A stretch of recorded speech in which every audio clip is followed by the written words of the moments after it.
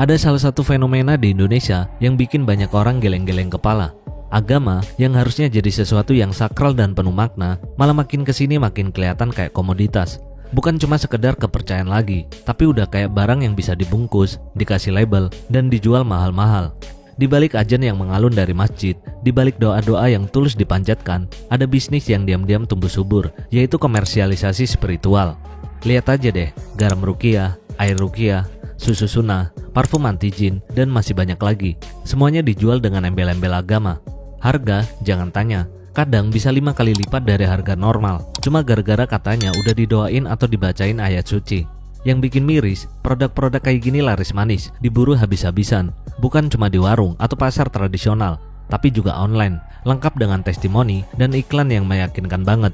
Seolah-olah keselamatan jiwa dan keberkahan hidup bisa diklik dan ditransfer lewat e-commerce. Dan disinilah mulai terasa ada yang gak beres. Orang-orang beli bukan karena butuh-betulan, tapi karena takut. Takut kalau gak beli, hidupnya jadi sial. Takut gangguan gaib. Takut gak selamat di akhirat. Semua ketakutan itu dikemas rapi dalam bentuk produk. Jadi bukan cuma dagang barang, tapi dagang rasa cemas. Ini bukan lagi jualan biasa. Ini udah masuk ke wilayah manipulasi emosi. Dan parahnya, makin banyak yang tergoda. Karena siapa sih yang gak pengen hidupnya tenang dan penuh berkah? Yang bikin tambah kompleks adalah munculnya tokoh-tokoh agama yang ikut main di gelanggang ini. Mereka punya jutaan follower, tampil dengan aura karismatik, terus mulai endorse produk-produk tadi. Gaya promosinya halus, tapi ngena banget di hati orang. Ada tokoh agama yang bilang, saya doain langsung produk ini, atau ini udah dibacain ayat-ayat ruqyah. Seketika trust levelnya naik drastis, dan boom, produk laku keras. Agama yang seharusnya ngajarin ketulusan dan kesederhanaan malah ikut terseret jadi alat dagang. Dikit-dikit branding, dikit-dikit marketing. Jadi kayak yuk cari berkah dengan paket promo Ramadan. Kenyataannya ini bukan cuma soal botol air atau garam. Ini udah sampai ke level jualan harapan. Harapan untuk sembuh dari penyakit, harapan untuk dijauhkan dari santet, harapan buat hidup lebih berkah. Semua itu dijual dengan harga yang gak masuk akal. Padahal gak ada jaminan apa-apa. Semua cuma janji-janji kosong yang dibalut kata-kata religius. Yang terjadi sebenarnya adalah penumpukan ekspektasi. Ilusi keberkahan yang terus-menerus didorong supaya orang beli lagi dan lagi. Di tengah gempuran digital, dunia maya jadi ladang empuk buat pasar ini. Instagram, TikTok, Marketplace, semuanya ikut jadi ajang dagang spiritual. Gak ada regulasi yang jelas, siapapun bisa jualan, asal bisa ngomong manis dan kasih testimoni bombastis. Target utamanya generasi muda yang udah akrab sama gadget dan sering banget kena bombardir iklan. Mereka ini gampang banget tergoda sama janji-janji instan, apalagi kalau dibungkus pakai sentimen keagamaan. Beli ini hidupmu tenang, pakai ini dijauhkan dari jin, dan boom, check out. Lama-lama agama mulai kehilangan bentuk aslinya. Yang tadinya tempat untuk mencari makna dan kedamaian, sekarang malah jadi semacam toko online. Nilai-nilai spiritual digeser sama logika pasar. Yang penting laku, yang penting untung. Bahkan konsep abstrak yang selama ini susah dijelaskan, kayak keberkahan, perlindungan dari sihir, dan kesembuhan dari penyakit, ikut-ikutan dijual. Seolah-olah semua itu bisa dikemas dan ditukar dengan rupiah. Dan yang paling bikin gregetan, masyarakat yang belum punya bekal literasi agama yang cukup kuat jadi sasaran empuk. Mereka percaya aja, karena dari dulu udah terbiasa melihat agama sebagai solusi semua masalah. Tapi ketika solusi itu dijual dalam bentuk produk, yang ada justru pemiskinan makna. Agama yang seharusnya mendidik malah dimanfaatkan untuk mengeruk untung. Jadi ya makin hari makin kabur batas antara dakwah dan dagang. Agama tuh mestinya ngajarin kita buat bersikap jujur, tenang, dan berpikir jernih. Bukan bikin orang ketakutan terus dikasih obat dalam bentuk barang mahal. Bukan nyuruh orang beli air botolan kalau lagi sedih, tapi ngajarin makna sabar dan usaha. Tapi sekarang yang dijual bukan pemahaman, tapi simbol. Yang digali bukan kedalaman iman, tapi potensi pasar. Dan inilah yang bikin banyak orang ngerasa kecewa. Karena pelan-pelan, agama yang seharusnya membawa pencerahan justru makin sering terlihat seperti alat marketing. Harusnya kita sadar bahwa kedamaian sejati nggak bisa dibeli, nggak ada di dalam botol, nggak datang dari kemasan plastik berstiker ayat suci, tapi muncul dari relasi yang jujur antara kita dengan Tuhan dan juga sesama manusia. Kalau ini terus dibiarkan, bisa-bisa kita semua lupa bahwa esensi agama itu bukan di rak toko atau di halaman promo, tapi di hati dan perbuatan sehari-hari.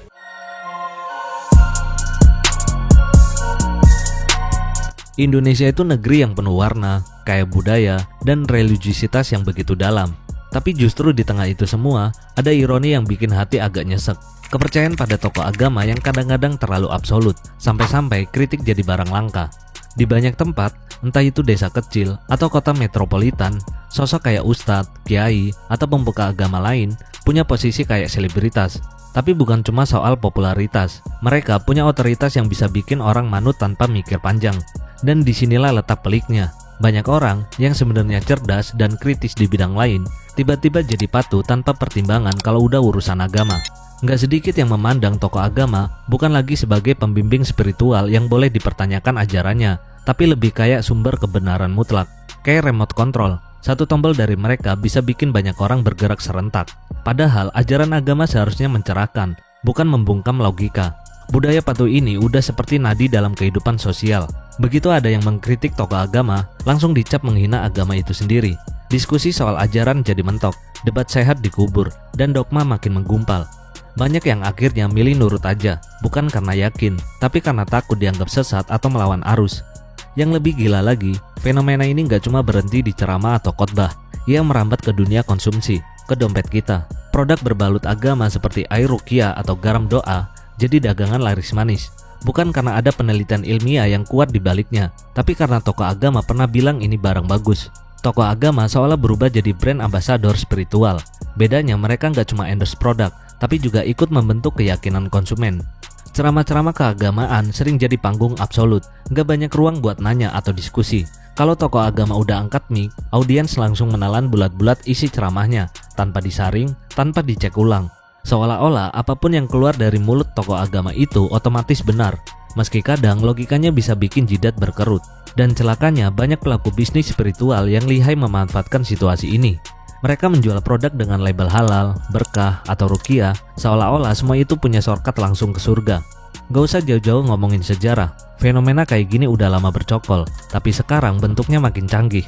Tokoh agama yang punya jutaan follower di media sosial bukan cuma ceramah soal akhlak, mereka juga jadi penjual ulung, minyak wangi ruqyah, sabun sunnah, sampai mukena limited edition, semuanya dijual dengan embel-embel rohani. Audiensnya, masyarakat yang percaya mereka sebagai panutan, dan seringkali nggak sadar kalau sudah jadi target pemasaran yang sangat empuk. Dan masalah yang nggak kalah penting, minimnya literasi kritis soal agama. Banyak orang diajari untuk taat, tapi jarang dikasih ruang buat mikir. Agama jadi pelajaran yang penuh hafalan, tapi miskin refleksi. Nggak heran kalau akhirnya yang muncul adalah keimanan yang dibangun dari rasa takut, bukan dari pemahaman yang mendalam. Di beberapa komunitas, orang yang bertanya justru dianggap aneh. Yang mempertanyakan ajaran malah dicurigai, dianggap nyeleneh, bahkan dikucilkan, seolah-olah berpikir itu dosa. Media sosial yang seharusnya bisa jadi ruang diskusi, malah jadi panggung baru buat memperkuat otoritas agama yang nggak bisa disentuh. Para influencer religius dengan gaya visual yang estetik dan kata-kata menyejukkan makin memperluas pengaruh mereka. Tapi di balik semua itu, seringkali tersembunyi misi komersial. Produk-produk yang mereka endorse seakan-akan punya nilai spiritual. Padahal ujung-ujungnya cuma soal branding. Yang paling menyedihkan, banyak orang yang gak bisa lagi bedain antara ajaran agama yang murni dan agenda pribadi. Seringkali kita terlalu cepat percaya karena tokoh itu terlihat soleh. Kita lupa kalau kadang di balik jubah panjang dan senyum lembut, bisa aja ada strategi bisnis yang sangat licik. Produk yang diklaim membawa berkah jadi semacam tiket menuju surga, padahal belum tentu ada dasarnya. Agama yang seharusnya jadi kompas moral, malah disulap jadi alat untuk memperkaya diri. Kalau kondisi kayak gini terus dibiarkan, maka yang kita hadapi bukan cuma masalah spiritual, tapi juga penurunan intelektual. Masyarakat kehilangan daya kritis, kehilangan kebebasan untuk berpikir. Mereka jadi penonton dalam drama besar yang dimainkan oleh segelintir orang yang menguasai panggung. Budaya patuh yang dulu mungkin dianggap sebagai bentuk penghormatan, kini berubah jadi alat untuk mempertahankan kekuasaan. Padahal kalau dipikir-pikir, jalan menuju perubahan itu bukan hal yang mustahil, tapi memang gak bisa instan. Butuh pendidikan yang membuka ruang dialog, butuh keberanian untuk berpikir kritis, dan yang paling penting, butuh kesadaran bahwa iman sejati justru tumbuh dari proses berpikir dan merenung. Agama gak boleh jadi alat penundukan, ia harus jadi pelita, bukan rantai. Dan masyarakat yang benar-benar beriman bukan yang cuma ikut-ikutan, tapi yang bisa membedakan mana ajaran yang murni, mana yang cuma bungkusan dari ambisi pribadi.